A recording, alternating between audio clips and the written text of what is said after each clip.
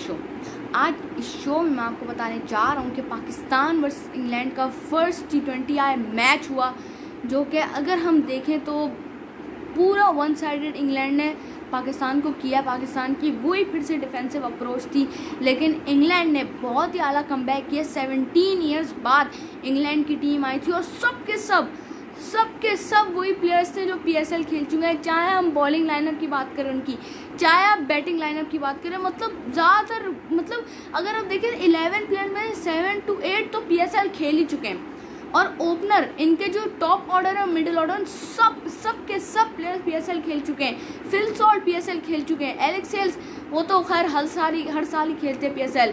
पिछली बार भी इस्लामाबाद यूनाइटेड की तरफ से खेला, पिछली बार भी इस्लामाबाद यूनाइटेड की तरफ से खेला था। फिर हैरी ब्रूक भी PSL खेल चुके हैं।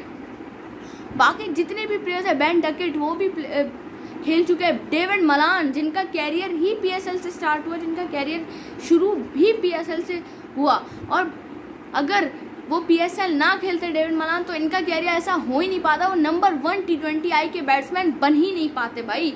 अभी पिछले ज़माने में पिछले कुछ दिनों में भाई नंबर 1 T20I बैट्समैन थे। अब तो खैर बाबर रिजवान ये दोनों जगह बदलते रहते, कभी वो नंबर 1 कभी नंबर 2, लेकिन डेविड मलान पिछले साल की मैं बात करूं 2021 में उनकी बहुत ही ज़बरदस्त परफॉर्मेंस थी, जब भी वो नंबर 1 पे स्टिक थे। खैर अब तो नंबर 1 पे नहीं है, लेकिन डेविड मलान की भी बहुत अच्छी परफॉर्मेंस थी। लेकिन इंग्लैंड ने जो है ना, इंग्लैंड ने पूरी स्ट्रेटेजी के साथ खेला। उनकी बॉलिंग लाइनअप बहुत ही ज़्यादा वीक थी। हमें 200 से भी प्लस रन बनाने चाहिए थे, लेकिन इस बार हमारा मिडिल ऑर्डर नहीं चल पाया।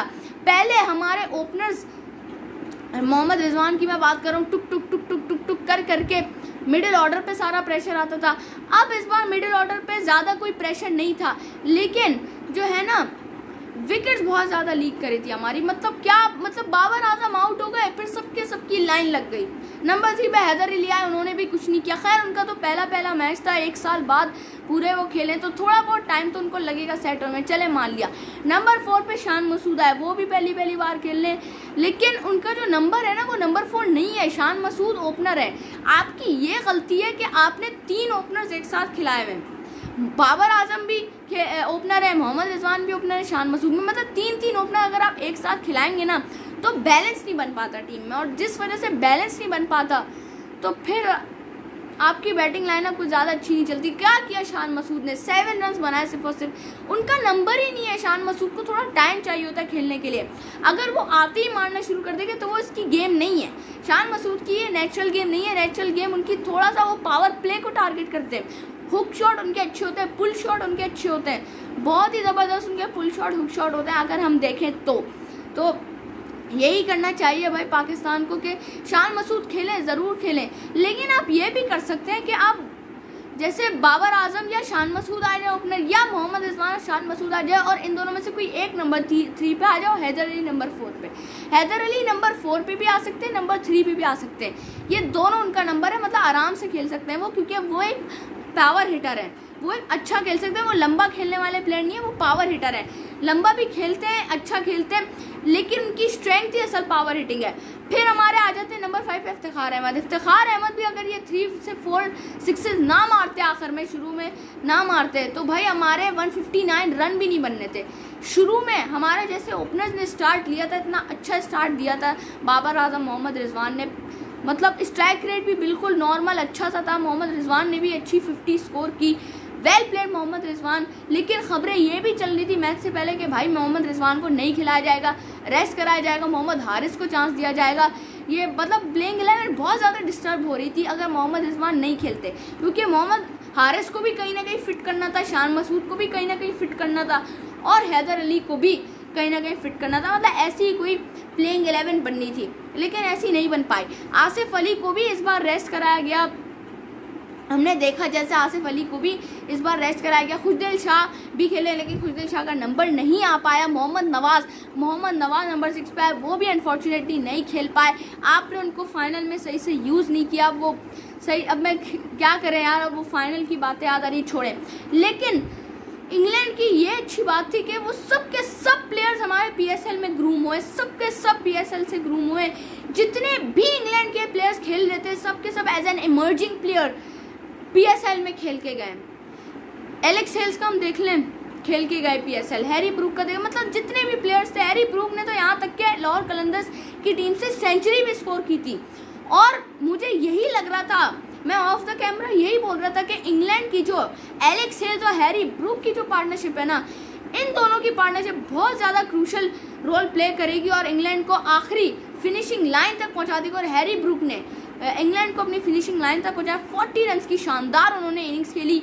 शुरू में उन्होंने टारगेट के हिसाब से बिल्कुल चेस किया। स्पिनर्स जो थे हमारे, स्पिनर ने फैबुलस बॉलिंग कराई। Mohammad Nawaz was economical with the bowling. Usman Qadir ने भी बहुत अच्छी बॉलिंग कराई। खैर उनकी इकोनॉमी थोड़ी बहुत डिस्टर्ब थी, लेकिन इतनी भी नहीं थी।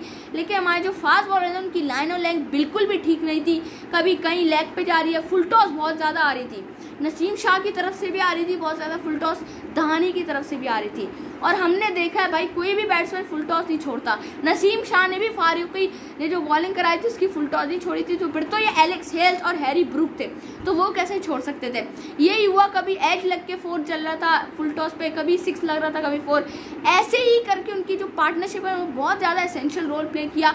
मोइन अली को आने नहीं दिया। मोइन अली खैर कैप्टन थे, लेकिन जोस बटलर को इंजरी हुई है, वो आए हुए ट्रॉफी सेरेमनी में भी थे। वो मैच से पहले कल हुई थी ट्रॉफी सेरेमनी, उसमें भी थे, लेकिन वो मैच नहीं खेल रहे क्योंकि उनको इंजरी है। हो सकता है 5th, 6th या 7th T20I में वो आ जाएं, आखिरी 2-3 T20I में आ जाएंगे ज़रूर, इंशाल्लाह खेलेंगे ज़रूर वो जोस बटलर। ऐसी बात नहीं है, जोस बटलर भी बहुत ज़्यादा एग्रेसिव प्लेयर है। अगर हम देखें, जोस बटलर कभी PSL तो नहीं खेले, IPL ही खेले हमेशा, लेकिन जोस बटलर खुशी से आए पाकिस्तान। उन्होंने खुद, उनका यही स्टेटमेंट था कि मैं, पता है मुझे इंजर्ड हूँ, मैंने सिर्फ से 1-2 मैचेस खेले, मैं चाहता था जो आखिरी T20I में भी आ जाता, लेकिन मुझे जो पाकिस्तान के लिए पाकिस्तान में खेलने का मुझे बहुत ज़्यादा फ़ख्र महसूस हो रहा है, बहुत ज़्यादा खुश हूँ मैं। तो इस वजह से मैं पाकिस्तान आया हूँ। इतना वार्म वेलकम दिया गया हमारी टीम को, हम सबको, ECB को, तो फिर हमें ज़रूर आना है। जॉस बटलर भी आए और ट्रॉफी सेरेमनी में थे। लग तो यही रहा था मोइन अली आएंगे क्योंकि ज़्यादातर मैचेस में उन्हीं को ही कैप्टनसी करनी थी,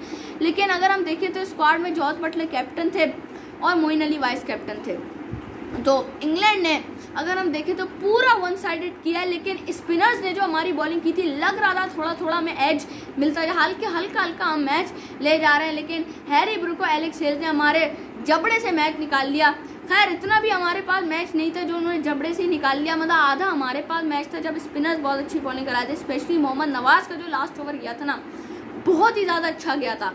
और फिर जब नसीम शाह, हारिस रऊफ और दहानी की बारी आई, तो फिर हारिस रऊफ ने तो खैर अच्छी बॉलिंग कराई, नो डाउट उन्होंने बहुत ब्रिलियंट बॉलिंग कराई, लेकिन नसीम शाह और शाहनवाज दहानी ने थोड़ा बहुत डिसअपॉइंट किया, अच्छा नहीं खेला उन्होंने। नसीम शाह की तो फॉर्म भी बहुत अच्छी चल रही थी एशिया कप से, लेकिन फाइनल से ही उनकी थोड़ी बहुत फॉर्म थोड़ी गड़बड़ है क्योंकि बहुत ज़्यादा एक्सपेंसिव हो रहा है आजकल। उनको थोड़ा और अपनी लाइन और लेंथ जो है ना, जैसी उन्होंने इंडिया के अगेंस्ट कराई थी लाइन और लेंथ, मैं तो सोच रहा था एशिया कप में इन्होंने इंडिया के अगेंस्ट 2 बार मैच हुए, इंडिया के अगेंस्ट इतनी फायरिंग बॉलिंग कराई, अफगानिस्तान के अगेंस्ट भी फुल इतनी अच्छी बॉलिंग कराई थी।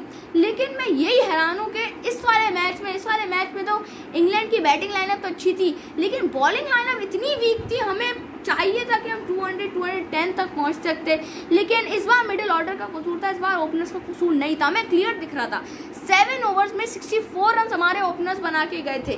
फिर बाबर आजम खैर 10 ओवर्स के बाद आउट हो गए थे। 10 ओवर्स, आखिरी 10 ओवर्स हमें मिडिल ऑर्डर को मिले थे।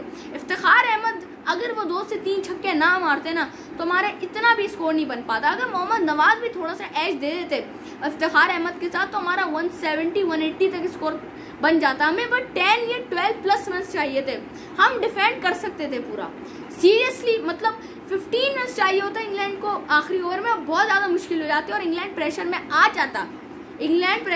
खैर सेट बैट्समैन थे सामने हैरी ब्रूक, लेकिन शाहनवाज दहानी हो सकता था संभाल लेते, लेकिन अगर वो यॉर्कर नहीं कराते, अगर वो फुल टॉस ना कराते, यॉर्कर की कोशिश में जाते हैं शाहनवाज दहानी, लेकिन वही मसला है, फुल टॉस आ जाती है। ड्यू फैक्टर ने भी साथ दिया, toss is the real boss.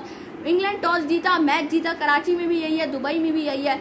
दोनों की अगर हम देखें वेदर कंडीशन दोनों की मिलती है, रात को बहुत ज़्यादा ड्यू हो जाता है, दुबई में भी, कराची में भी बहुत ज़्यादा ड्यू हो जाता है। ये थी मेरी वीडियो, लाइक करें, चैनल सब्सक्राइब करें, फ्रेंड्स और क्रिकेट जरूर शक्ति दीजिएगा और सब्सक्राइब बनाने में बेल आइकन जरूर प्रेस करते हैं। अल्लाह हाफिज़।